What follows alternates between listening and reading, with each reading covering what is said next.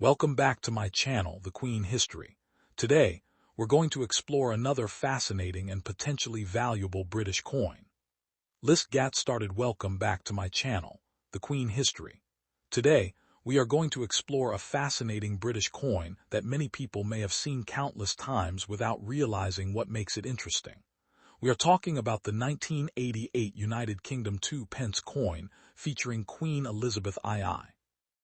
At first glance, this coin may look like an ordinary piece of old British change, but collectors know that the real story is not always about the face value printed on a coin. The date, condition, design, production quality, and unusual characteristics can all make a difference. So before you throw an old 2p coin into a jar, spend it, or overlook it completely, take a closer look. The 1988 2 pence belongs to an important period of Elizabeth II coinage, and its design, bronze composition, and historical background make it an interesting piece for collectors. But remember, not every 1988 2 pence is rare or extremely valuable, and today we are going to separate the exciting possibilities from the unrealistic claims you may see online. The 1988 UK 2 pence was produced during the period when British 2p coins were made from bronze. The Royal Mint specifications state that the traditional bronze composition was 97% copper, 2.5% zinc, and 0.5% tin, and the coin has a diameter of about 25.9 millimeters and a weight of approximately 7.12 grams.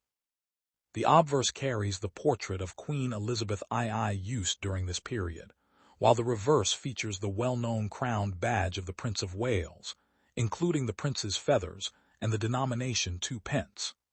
The 1988 issue is particularly interesting because a very large number were struck for circulation, around 419,889,000 pieces. That enormous mintage tells us something important. A normal circulated example is not automatically a rare fortune coin simply because it is dated 1988. In fact, ordinary examples generally have modest collector value. The exciting part begins when we start looking for coins that are exceptionally well preserved, special quality pieces, or genuine mint errors. Now let's talk about the condition of the coin, because condition can make a dramatic difference in the collecting world. Imagine finding two identical 1988 2 pence coins. One has been circulating for decades, with scratches, dark marks, worn details, and heavy surface damage.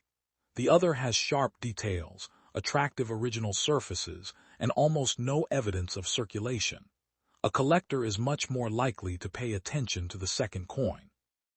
Some catalog references list substantially higher indicative values for uncirculated examples than for heavily circulated pieces, although these figures should never be treated as guaranteed selling prices.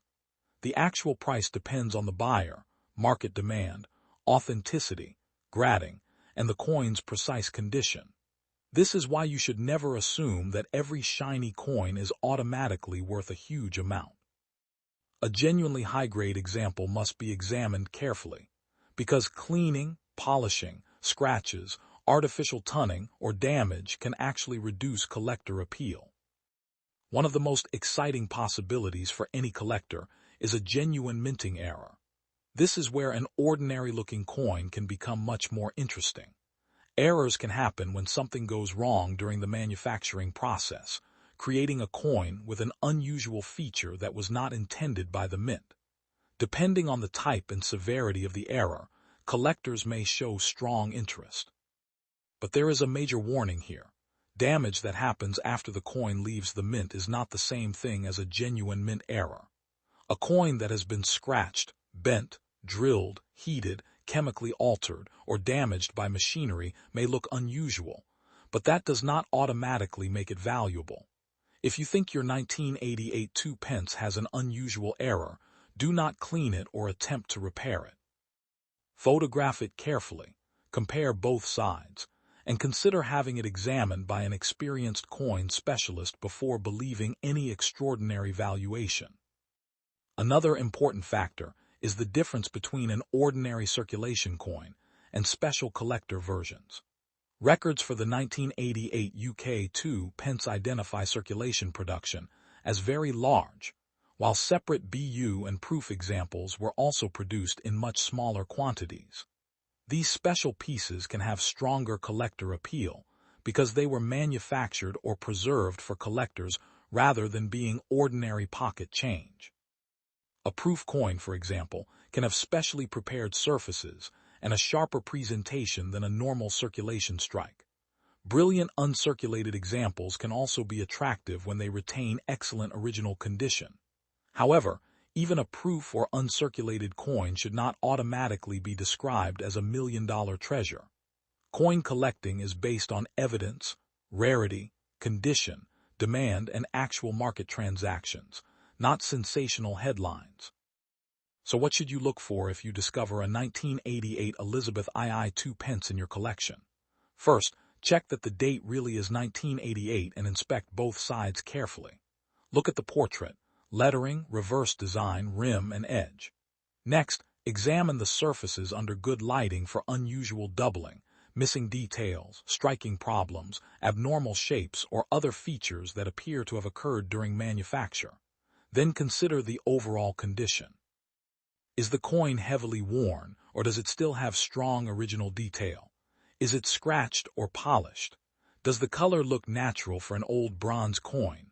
Also pay attention to whether the coin is a normal circulation strike or appears to be a special collector issue. Most importantly, do not clean the coin.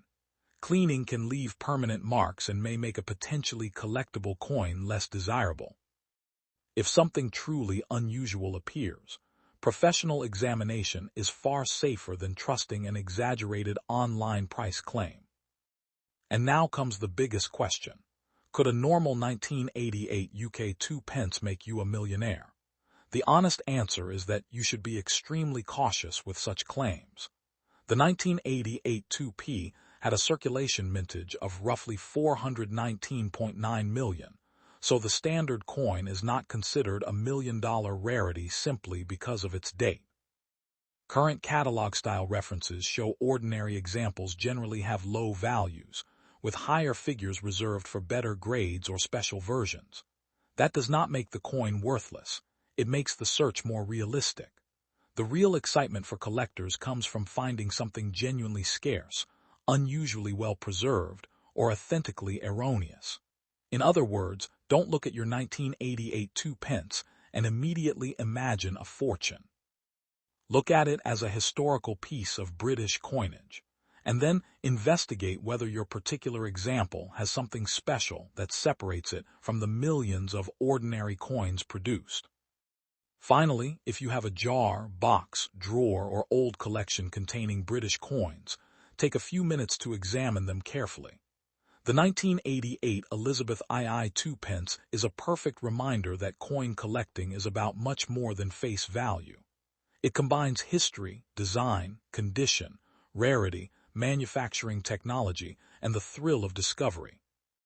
The most important lesson is simple. Never believe a spectacular valuation without evidence, and never throw away an unusual coin before investigating it.